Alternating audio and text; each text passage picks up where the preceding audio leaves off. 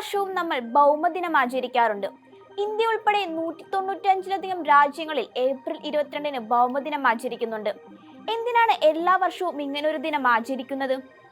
നമ്മളൊക്കെ ജീവിക്കുന്ന ഈ ഭൂമി നമ്മുടെയൊക്കെ അശ്രദ്ധ കാരണം ഓരോ ദിവസവും നശിച്ചുകൊണ്ടിരിക്കുകയാണ്. ഇങ്ങനെ ഇത് മുന്നോട്ട് പോയി അവസാനം നമ്മളും ഇല്ലാതാവുമെന്നൊരു ഓർമ്മപ്പെടുത്തലാണിത്. 1969-ൽ കാലിഫോർണിയയിലെ സാന്താ ബാർബറയിൽ ഒരു എണ്ണച്ചോർച്ച ദുരന്തമുണ്ടായി. ഈ അപകടത്തിൽ നിരവധി പേർക്ക് അന്ന് പരിക്കേറ്റു. ആ അപകടം പരിസ്ഥിതി സംരക്ഷണത്തിനായി പ്രവർത്തിക്കാൻ ആളുകളെ തീരുമാനമെടുപ്പിക്കുകയായിരുന്നു.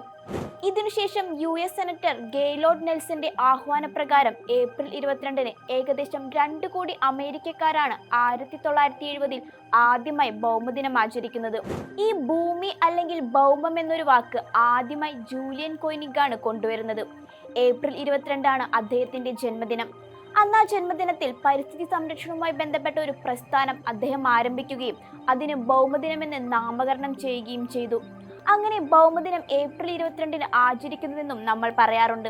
നമ്മളൊക്കെ നിലയുറപ്പിച്ചു നിൽക്കുന്ന ഭൂമിയുടെ പരിപോഷണത്തിനും ക്ഷേമത്തിനും വേണ്ടി ഒരു മാറ്റമുണ്ടാക്കാനുള്ള അവസരങ്ങളാണ് ഓരോ ഭൗമദിനവും നമുക്ക് നൽകുന്നത്. തിരക്കിട്ട ജീവിതത്തിൽ വെറും ഒരു പേരിന് വേണ്ടി മാത്രം ഇങ്ങനെ ഒരുപാട് ദിനങ്ങൾ ആചരിക്കുകയും ആഘോഷിക്കുകയും ചെയ്യുകയാണ് നമ്മൾ ഓരോരുത്തരും. അതിനിടയിൽ ഭൂമിക്ക് വേണ്ടി ഇനിയും കുറച്ച് സമയം കണ്ടെത്താൻ എല്ലാവർക്കും കഴിയട്ടെ.